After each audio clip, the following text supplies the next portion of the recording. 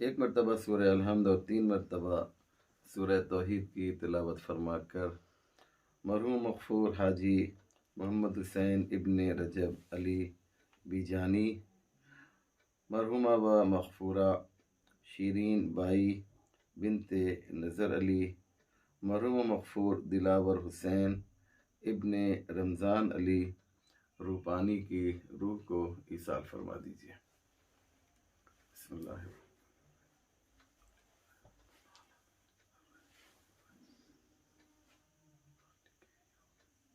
لا حول ولا قوة إلا بالله العلي العظيم حسبنا الله ونعم الوكيل نعم المولى ونعم النصير أعوذ بالله من الشيطان اللعين الرجيم بسم الله الرحمن الرحيم الحمد للہ رب العالمین والصلاة والسلام والتحیۃ والاکرام علی سید الانبیاء والمرسلین مولانا ابی القاسم مصطفیٰ محمد وعليه الطيبين الطاهرين المعصومين المظلومين المنتخبين المنتجبين ولعنة الله على أعدائهم أجمعين من يومنا هذا إلى صباح يوم الدين رب اشرح لي صدري ويسر لي أمري واحلل عقدة من لساني يفقهوا قولي أما بعد فقد قال رسول الله صلى الله عليه وآله وسلم فاطمة بضعة مني من آذاها فقد آذاني ومن آذاني فقد آذى الله ومن آذى الله فقد كفر۔ مومنین کرام و ناظرین ذوی الاحترام، سلام علیکم ورحمۃ اللہ وبرکاتہ۔ یہ مجلس ترحیم ہے، مجلس ایصال ثواب ہے، اور یہ ایام اور یہ دن جیسا کہ ہم سب جانتے ہیں جناب فاطمہ زہرا کی شہادت سے منسوب ہیں۔ اس لیے بہتر تو یہی ہے کہ پوری مجلس اسی شہزادی کی شان میں ہو اور ان کے فضائل اور ان کے مصائب آج کی اس مختصر سی مجلس میں بیان کیے جائیں، تاکہ جن مرحومین کی روح کو شاد کرنے کے لیے، ان کی قبروں کو اور زیادہ روشن و منور کرنے کے لیے یہ مجلس عزا برگزار کی گئی ہے، اس کا ثواب ان کو پہنچے، ان کی روح کو کی خدمت میں پہنچے۔ جناب فاطمہ زہرا کی شخصیت کے مختلف پہلو ہیں، اور سب سے اہم بات یہ ہے کہ پیغمبر اسلام نے جناب فاطمہ زہرا کے ساتھ، یا یوں کہا جائے کہ جب بھی فاطمہ زہرا سلام اللہ علیہا ان کی بزم میں آتی تھیں تو آپ تعظیم کے لیے کھڑے ہو جایا کرتے تھے۔ یہ آپ کی سنی ہوئی بات ہے، لیکن ایک سوال یہ ہے کہ پیغمبر آخر تعظیم کرتے کیوں تھے، اور اللہ نے ایسا انتظام کیوں کیا؟ تو ہم سب جانتے ہیں کہ اللہ نے فاطمہ زہرا کو اس طرح سے فضائل و کمالات سے سجایا سنوارا کہ پیغمبر ان کی شخصیت کی بنیاد پہ، ان کے فضائل کی بنیاد پر تعظیم کے لیے کھڑے ہو جایا کرتے تھے۔ یاد رکھیے، یہ تعظیم باپ اور بیٹی کے رشتے سے نہیں ہوتی تھی، کیونکہ کوئی باپ بھی اپنی بیٹی کی تعظیم کے لیے کھڑا نہیں ہوتا۔ یہ سچائی ہے کہ جب رشتے بہت زیادہ بے تکلف ہو جائیں، جیسے باپ اور بیٹی کا رشتہ، بھائی اور بھائی کا رشتہ، ماں اور بیٹے کا رشتہ، شوہر و زوجہ کا رشتہ، تو وہاں پر اس طرح کا احترام عام طور سے نہیں ہوتا ہے، چونکہ محبت اتنی زیادہ ہو جاتی ہے۔ تو کیا فاطمہ زہرا جب پیغمبر کی بز میں آتی تھیں تو پیغمبر اسلام بیٹی کو دیکھ کر ایک باپ کی حیثیت سے تعظیم کرتے تھے؟ نہیں، بالکل نہیں، بلکہ پیغمبر کی یہ بیٹی جب عالم انوار سے اس کرۂ خاکی پر آئی ہے تو یہ وہ خاتون تھیں، یہ وہ بیوی تھیں کہ جب اس دنیا میں آئیں تو اس موقع پر عرب لڑکیوں کو، بیٹیوں کو ننگ و عار اور ذلت و خوار سمجھ رہے تھے۔ ایسے ماحول میں اللہ نے چاہا کہ اس زمانے کے جاہل بدو گنوار عربوں کو یہ بتائے کہ جس بیٹی کو تم ننگ و عار سمجھ رہے ہو، ذلت کا سبب سمجھ رہے ہو، آج میں ایک ایسی بیٹی دوں گا فاطمہ زہرا کے نام کی، اور اسے کمالات سے اتنا سجا دوں گا، اتنا سنوار دوں گا کہ پیغمبر جو خاتم الانبیاء ہے، جو سید الانبیاء ہے، جو امام الرسول ہے، وہ خود اس کی تعظیم کے لیے کھڑا ہو جائے گا، اس کمالات کی بنیاد پر، فضائل کی بنیاد پر۔ اور عزیزو، یہی ہوتا تھا، جب بھی فاطمہ زہرا تشریف لاتی تھیں تو پیغمبر آپ کی تعظیم کے لیے کھڑے ہو جایا کرتے تھے۔ اللہ اکبر۔ میں ان کن فضائل کو آپ کے سامنے پیش کروں؟ ظاہر سی بات ہے کہ پیغمبر نے فرمایا فاطمہ تو بضعۃ منی، فاطمہ میرا ایک ٹکڑا ہے، میرا ٹکڑا ہے، یہ کہا، میرے دل کا ٹکڑا نہیں کہا، خود میرا ٹکڑا ہے۔ دل کہہ کر ہم محدود کر دیں گے، کہیں پہ لفظ قلب نہیں ہے، بضعۃ منی، میرا ایک حصہ ہے، میرا ایک جز ہے، یعنی جو میں ہوں فاطمہ اسی کا ایک حصہ ہے۔ اگر تم مجھے نبی سمجھ رہے ہو تو فاطمہ نبوت کا ایک ٹکڑا ہے، تم اگر مجھے رسول سمجھ رہے ہو تو فاطمہ رسالت کا ایک ٹکڑا ہے، تم اگر مجھے صادق سمجھ رہے ہو تو فاطمہ صداقت کا۔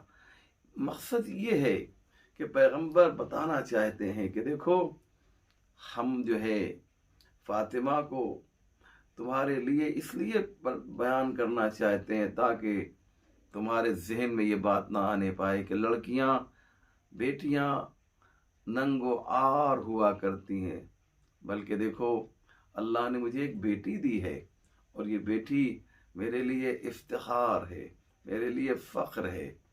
ہاں عزیزو، بضعۃ منی کا مطلب ہی تو یہی ہے۔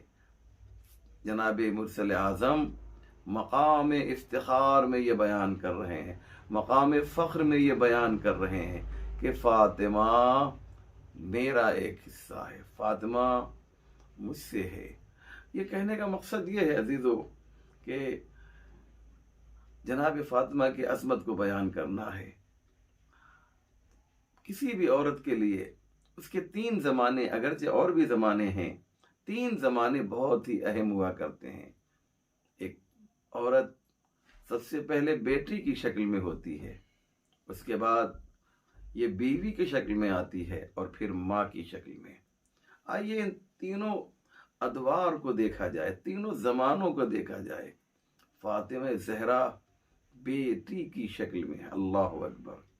اور یہ بیٹی وہ بیٹی ہے کہ اپنے باپ کے ساتھ اس طریقے سے وابستہ ہے، اور باپ اس سے اتنی محبت کر رہا ہے، اور فاطمہ اس طریقے سے اپنے باپ سے لگی ہیں، جڑی ہوئی ہیں کہ مرسل اعظم کو یہ کہنا پڑا کہ یہ ہے تو میری بیٹی، لیکن فاطمہ تو ام ابیہا، فاطمہ اپنے باپ کی ماں ہے۔ اللہ اکبر۔ فاطمہ اپنے باپ کی ماں ہے، اللہ اکبر۔ ذرا تصور تو کریں کہ کائنات کی یہ عظیم خاتون جو ہے وہ کتنی بلند ہے کہ یہ فاطمہ زہرا کو کیا کہا جا رہا ہے۔ میں ایک بات آپ کی خدمت میں عرض کر دوں، ہمارے لیے سب محترم ہے، البتہ وہ لائق احترام ہوں تو ہم احترام کرتے ہیں، ہم بلا وجہ کسی کا نہ کسی کے خلاف بولتے ہیں، اور نہ ہی اگر وہ قابل احترام ہے تو اس کے خلاف بولیں گے، اور اگر وہ قابل احترام نہیں ہے تو ہم اس کا احترام بھی نہیں کریں گے۔ جناب فاطمہ زہرا سلام اللہ علیہا جو ہیں وہ کس کی ماں ہیں؟ مرسل اعظم کی ماں ہیں۔ دیکھیے، قرآن کی آیت نازل ہوتی ہے کہ نبی کی جو بیویاں ہیں وہ مومنین کی ماں ہیں۔ ام المومنین کا ٹائٹل انہیں دیا گیا، اور یہ ان کے لیے باعث فخر بھی ہے کہ یہ مومنین کی ماں بنے، ہمارے لیے بڑی اچھی بات ہے۔ لیکن جب فاطمہ زہرا سلام اللہ علیہا کو پیغمبر اسلام نے یہ اعزاز دیا کہ یہ میرا ایک حصہ ہے، فاطمہ تو بضعۃ منی، تو بہرحال ساری عورتیں نہیں، کچھ عورتیں ایسی بھی تھیں کہ ان کو اس بات کا احساس ہوا کہ سارے فضائل جو ہیں وہ فاطمہ تک جا رہے ہیں، ہمیں تو کچھ نہیں مل رہا ہے، کہ قرآن کی آیت نازل ہو گئی کہ تم جو ہے ام المومنین ہو، مومنین کی ماں ہو۔ تو اب ایک فضیلت کا ایک رخ جو ہے انہیں مل گیا۔ ان میں ایک دو بیویاں ایسی بھی تھیں پیغمبر کی جو فاطمہ زہرا کے مقابلے میں آ گئیں۔ فاطمہ تم بہت بلند ہو، لیکن ہمارے مقابلے میں بلند نہیں ہو سکتی۔ کیوں؟ اس لیے کہ ہم ام المومنین ہیں، یعنی تمہاری بھی ماں ہیں، اور ماں کا احترام بہرحال ان کے بچوں کے لیے لازم اور ضروری ہے۔ تو ماں، اس میں کوئی شک نہیں کہ ماں کا درجہ بہت ہے، ماں بہت ہی بلند ہوا کرتی ہے، ماں کی عظمت بہت زیادہ ہے، اس میں کوئی شک و شبہ نہیں ہے۔ تو اب ایک فضیلت انہیں مل گئی کہ یہ مومنین کی ماں ہے، تو فاطمہ کے مقابلے میں آ گئی، فاطمہ ہم تم سے افضل ہو گئے۔ پیغمبر نے اس بات کو سمجھ لیا کہ یہ لوگ، یہ عورتیں، یہ ہماری بیویاں فاطمہ کے مقابلے میں آ رہی ہیں۔ ایک بات میں اور عرض کر دوں آپ کی خدمت میں، ام المومنین کہا، مومنین کسے کہا جاتا ہے؟ مومن کسے کہا جاتا ہے؟ مومن وہ ہے ہمارے اور آپ کے زمان میں جو لا الہ الا اللہ محمد رسول اللہ کلمہ پڑھ لے، جو ہمارا کلمہ ہے یا جو مسلمانوں کا کلمہ ہے تو اسے مومن کہا جاتا ہے۔ مومن جو مثلا 5 وقت کی نماز پڑھے اسے بھی آپ مومن کہتے ہیں، جو مثلا 4 وقت کی نماز پڑھے وہ بھی مومن ہے، جو ہفتے میں 1 دن جمعے کی نماز پڑھے جی وہ بھی مومن ہے۔ مثلا آپ کہہ سکتے ہیں وہ مومن نہیں ہے، یا سال میں جو مثلا عید کی نماز پڑھے آپ کہہ سکتے ہیں کہ صاحب وہ مومن نہیں ہے۔ بہرحال مرے گا تو ہمارے قبرستان میں آپ اسے دفن کریں گے۔ کبھی آپ نے ایسا کیا کہ صاحب نہیں، یہ تو نماز سال میں 1 بار پڑھتا تھا، اسے ہم اپنے قبرستان میں دفن نہیں کریں گے؟ ایسا کبھی آپ نے سوچا؟ نہیں، کوئی نہیں کہتا۔ کیوں؟ یہ مومنین کے قبرستان میں اسے دفن کیا جاتا ہے جو سال میں 1 بار نماز پڑھتا ہے۔ ایک شخص جھوٹ بولتا ہے، آپ کہتے ہیں کہ صاحب وہ مومن نہیں ہے، وہ بھی مومنین میں داخل ہے۔ ایک شخص خیانت کر رہا ہے، گناہ کر رہا ہے، آپ سب کو، اس طرح کے انسانوں کو آپ مومن کہتے یا نہیں کہتے ہیں؟ تو یہ سب مومنین ہیں، اور نبی کی بیویاں ام المومنین ہیں، مومنین کی مائیں ہیں۔ تو اب آپ سمجھے، جو ایسے ویسے اچھے خراب ہر طرح کے مومنین کی ماں ہوں وہ اور ہیں، اور جو امام الانبیاء کی ماں ہو وہ اور ہیں، اسے فاطمہ کہا جاتا ہے۔ جو سید الانبیاء کی ماں ہو اسے فاطمہ کہا جاتا ہے۔ تو جب بیٹی تھیں تو آپ نے اپنے کردار کو پیغمبر کے سامنے اس طریقے سے پیش کیا کہ پیغمبر کو کہنا پڑا یہ میری بیٹی میری ماں ہے۔ اور آگے بڑھیے، دوسرا مرحلہ، بیٹی کے بعد بیوی کا ہوا کرتا ہے۔ بیوی ہیں، فاطمہ زہرا کس کی بیوی ہیں؟ کس کی بیوی ہیں؟ وہ جناب مولا کائنات کی. کیسی بیوی ہیں اور کس طریقے سے آپ نے زندگی بسر کی. جب شادی ہوئی ہے اور شادی ہونے کے بعد آپ پیغمبر اسلام مولا علی کے گھر گئے ہیں، ایک ایسا سوال کیا جو عام طور سے باپ یا یوں کہا جائے کہ خسر اور سسر جو ہے اپنے داماد سے نہیں کر سکتا. پوچھا، یا علی، تم نے میری بیٹی فاطمہ کو کیسا پایا؟ توجہ کیجیے گا عزیزو، تم نے میری بیٹی فاطمہ کو کیسا پایا؟ کیا جواب دیا ہے؟ کہا، نعم العون علی طاعت اللہ، اللہ کی اطاعت میں بہترین مددگار پایا.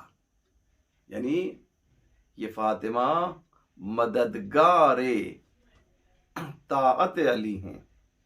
علی کی بندگی میں جو مددگار بن جائے اسے فاطمہ کہا جاتا ہے. علی کی اطاعت میں جو مددگار بن جائے.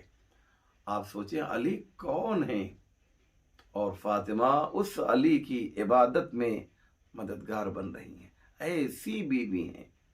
اور جب فاطمہ سے پوچھا کہ فاطمہ زہرا سے پوچھا، اے میری بیٹی فاطمہ، تم نے علی کو کیسا پایا؟ تو کہا، بہترین شوہر. یعنی علی سے بہتر شوہر جو ہے فاطمہ کو نہیں مل سکتا تھا. اللہ اکبر. یہ ہے، گھر میں فاقے ہیں لیکن فاطمہ زہرا آواز دے رہی ہیں، یہ میرا بہترین شوہر ہے. کتنی باتیں میں آپ کے سامنے بیان کروں. اور یقین جانیے، ایک جملہ میں کہہ رہا ہوں، کوئی مبالغہ نہیں ہے، کوئی خطابت نہیں ہے، کوئی ذاکری نہیں ہے. اگر حضرت آدم سے لے کر آج تک اگر کوئی جوڑا جو ہے وہ الگو اور نمونہ بن سکتا ہے تو وہ صرف علی و فاطمہ کا جوڑا ہے، جو ہمارے لیے آئیڈیل بن سکتا ہے، جو ہمارے لیے اسوہ بن سکتا ہے. آپ کہیں گے پیغمبر اسلام تو سید الانبیاء ہیں، آپ نے کہیں علی کو بڑھا تو نہیں دیا. پیغمبر تو الگو بن سکتے ہیں لیکن پیغمبر کی وہ عظیم بیوی جن پر ہماری جانیں قربان ہو جائیں، حضرت خدیجہ، وہ ہمارے لیے الگو اور نمونہ فاطمہ زہرا کی طرح نہیں بن سکتی ہیں. خدیجہ بہت بلند ہیں لیکن ہیں تو غیر معصومہ، اور غیر معصومہ اور معصومہ میں بہت فرق ہوتا ہے. شاید اس ظریف نکتے کو، اس لطیف گفتگو کو آپ نے محسوس کیا ہوگا. مجھے امید ہے کہ آپ اس کی تہ تک، اس کی گہرائی تک پہنچے ہوں گے. فاطمہ الگو بنے گی، فاطمہ آئیڈیل بنے گی عورتوں کے لیے، علی الگو بنیں گے مردوں کے لیے. ایک مرد کو اور ایک عورت کو کیسا ہونا چاہیے، یہ ہمیں دیکھنا ہے. ہمارے ایک بہت ہی اچھے دوست جناب عرشی نقوی صاحب نے مجھ سے یہ بات کہی تھی کہ آپ یہ بتائیے کہ ایک شوہر کو اپنے زوجہ کے ساتھ کیسے رہنا چاہیے اور ایک زوجہ کو اپنے شوہر کے ساتھ کیسے رہنا چاہیے. بڑی اچھی بات ہے ان کی. اس لیے ہمیں دیکھنا ہوگا کہ جناب فاطمہ زہرا کس طریقے سے اپنے شوہر کے ساتھ زندگی بسر کر رہی ہیں کہ ایک شکوہ بھی نہ کر پائیں علی سے فاطمہ، فاطمہ کو مرتضیٰ نے یوں رکھا شادی کے بعد. کوئی شکوہ نہیں ہے، جبکہ جو زندگی مولا کائنات کے گھر میں فاطمہ زہرا نے گزاری ہے، عام عورتیں ہوتی تو حرف شکوہ ان کی زبان پر آ جاتا، لیکن اس طریقے سے زندگی بسر کی کہ علی کو کوئی شکایت کا موقع نہیں ملا. جھوٹی سے جھوٹی روایتیں آپ کو نہیں مل سکتی ہیں کہ علی نے کوئی شکایت کی ہو یا زہراء مرضیہ نے کوئی شکایت کی ہو. دونوں طرف سے رضایت کامل ہے. یہ بات بہت ہی طولانی ہے، اس پر بہت لمبی گفتگو کی جا سکتی ہے، لیکن میرے ایک بہت ہی بزرگ عالم نے یہ بات کہی کہ جب شادی ہوئی تو دونوں کے درمیان بیٹھ کر ایک گفتگو ہوئی، اس کائنات کے عظیم دو انسان، دو زن و شوہر کے درمیان ایک گفتگو ہوئی۔ میرے استاد کہتے ہیں کہ فاطمہ زہرا نے کہا، یا علی، گھر کے اندر کے سارے کام میں کروں گی، گھر کے باہر کے کام آپ انجام دیجئے گا، لیکن میں آپ کی خدمت میں عرض کروں کہ گھر کے اندر کے کام بھی مولا کائنات انجام دیا کرتے تھے، اگرچہ بات یہ ہو گئی تھی کہ گھر کے اندر کا کام جناب فاطمہ زہرا سلام اللہ علیہ کریں گی اور گھر کے باہر کا کام مولا متقیان حضرت علی ابن ابی طالب علیہ السلام کریں گے۔ اس لیے اگر ہمیں دیکھنا ہے کہ ہمارے لیے آئیڈیل کون سی ذات ہے زن و شوہر کی حیثیت سے، وہ کون سی ذوات مقدسہ ہیں، تو وہ صرف اور صرف علی اور فاطمہ کی ذات ہے۔ عورتوں کی کس طرح تبلیغ کرتے مصطفیٰ، فاطمہ کی ذات سے یہ کام آسان ہو گیا۔ زہرا عورتوں کے لیے نمونہ عمل بنے گی۔ پردہ کیسے کرنا ہے یہ رسول نہیں بتائیں گے، رسول صرف تھیوری کے ذریعے سے بتائیں گے، تبلیغ قولی کریں گے، اور فاطمہ زہرا تبلیغ عملی کریں گے، وہ بتائیں گے کہ کس طریقے سے جو ہے وہ عورتیں عملی اعتبار سے، فاطمہ بتائیں گی کس طریقے سے عورتوں کو پردہ کرنا ہے۔ ایسے بہت سے مسائل ہیں، میں ان تمام تفصیلات میں جانا نہیں چاہتا۔ اور تیسرا دور جو خاتون کا ہوا کرتا ہے وہ ہوتا ہے جی ماں کا کردار، ماں کا کیریکٹر۔ بس میں اتنا ہی کہوں گا کہ اللہ نے فاطمہ زہرا کو 4 فرزند ایسے عطا کیے جو زندہ رہے۔ جناب محسن کو اگر آپ چھوڑ دیجئے، ان کی تو شہادت واقع ہو گئی تھی، لیکن یہ 4 فرزند ایسی تربیت کی کہ یہ چاروں کے چاروں اسلام کے لیے ایک بہترین سرمایہ بن سکے، اسلام کی حفاظت کے لیے۔ آپ کہیں گے امام حسن اور امام حسین تو ادھر سے آئے تھے، وہ معصوم تھے، من جانب اللہ آئے تھے، تو مجھے کہنے دیجیے، اگر اور یہ بات صحیح بھی ہے کہ جناب امام حسین امام حسن تو ادھر سے آئے تھے، لیکن جناب ام کلثوم اور جناب زینب تو ادھر سے آئی تھی، وہ تو یہیں کی تھی نا، وہ تو معصوم یا معصومہ نہیں تھیں۔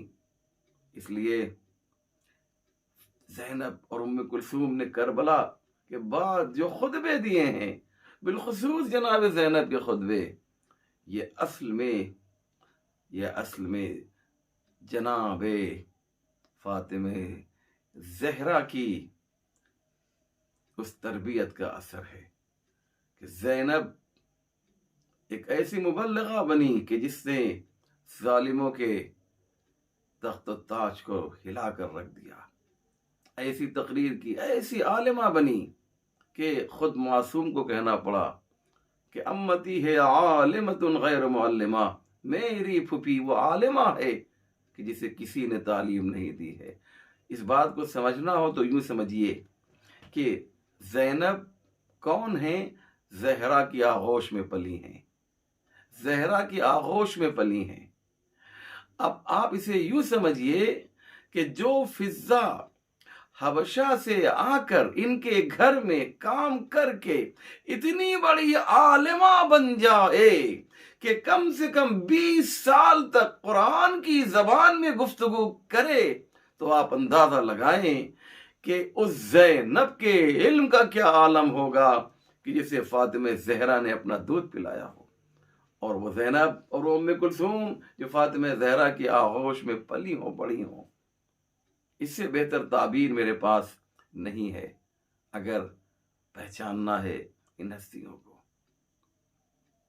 یاد رکھیں عزیزو، یاد رکھیں جناب فاطمہ زہرا سلام اللہ علیہا کے سلسلے میں اتنی باتیں ہیں کہ ایک مجلس بہرحال ناکافی ہے۔ میں جانتا ہوں کہ یہ آن لائن مجلسیں بہت طولانی نہیں ہوتی ہے، اس لیے مختصر گفتگو میں کروں گا۔ آخر کلام میں اتنا عرض کرنا چاہتا ہوں عزیزو، اتنا عرض کرنا چاہتا ہوں کہ امام خمینی نے حضرت فاطمہ زہرا کو کیا کہا؟ مظلوم تاریخ کہہ کے پکارا۔ جناب زہرا مظلوم تاریخ ہے۔ آپ جب ظاہری حیات کے طور پر تھیں اس دنیا میں تو آپ شب و روز گریا کرتی تھیں، بالخصوص اپنے بابا کے جانے کے بعد۔ اور فاطمہ زہرا سلام اللہ علیہا جب شہادت پا گئیں تو کیا فاطمہ زہرا کو سکون مل سکا؟ نہیں عزیزو، آپ کی شہادت کے بعد اہل بیت پر جو ظلم ہوئے، مولا کائنات پر جو ظلم ہوئے، امام حسن پر جو ظلم ہوئے، امام حسین کے ساتھ جو یزیدیوں نے ظلم کے پہاڑ توڑے، فاطمہ زہرا کو قبر میں سکون نہیں ملا، اور آج بھی فاطمہ زہرا کو سکون نہیں ہے۔ آج زہرا کی قبر ویران ہے۔ اللہ اکبر۔ ہم لوگ مدینے جاتے ہیں، فاطمہ زہرا کے چاہنے والے جب مدینے جاتے ہیں تو ہر طرف ان کی نگاہیں ایک ہی چیز کو تلاش کرتی ہیں کہ کہاں ہیں وہ شہزادی کی قبر، کہاں ہے وہ مخدومہ دو عالم کی قبر، کہاں ہے؟ یہی ہماری نگاہیں ہیں جو تلاش کرتی ہیں۔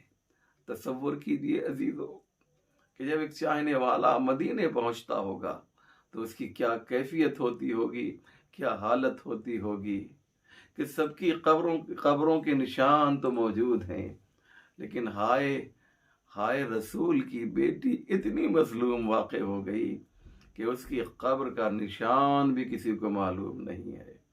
اجرکم علی اللہ۔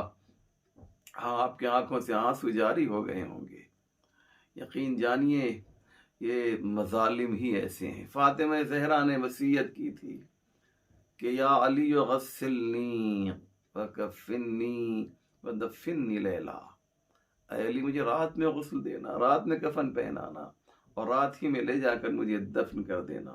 اللہ اکبر۔